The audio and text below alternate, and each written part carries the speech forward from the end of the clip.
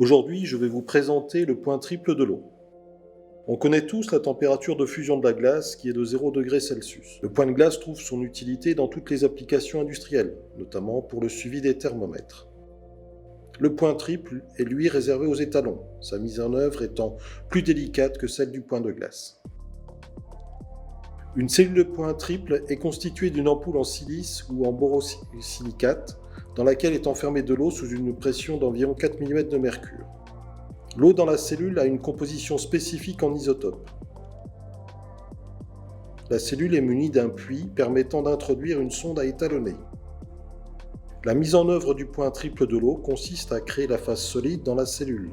Les moyens nécessaires sont une tige métallique, de l'éthanol et de l'azote liquide. Dans un premier temps, on remplit le puits d'éthanol, fluide caloporteur qui va favoriser la création du manchon de glace. La seconde étape consiste à introduire dans le puits la tige métallique préalablement refroidie dans l'azote liquide. Cette opération est répétée de nombreuses fois de manière à faire grossir le manchon de glace. L'opération est terminée lorsque le manchon a atteint une taille convenable dans la cellule. On observe la taille réelle du manchon à travers un bocal avec de l'eau qui supprime l'effet de loupe lié à la forme de la cellule.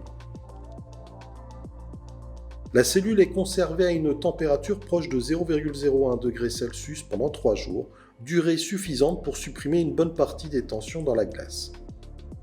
À l'issue de ce temps, la cellule peut être utilisée et matérialise la température de 0,01 degré Celsius.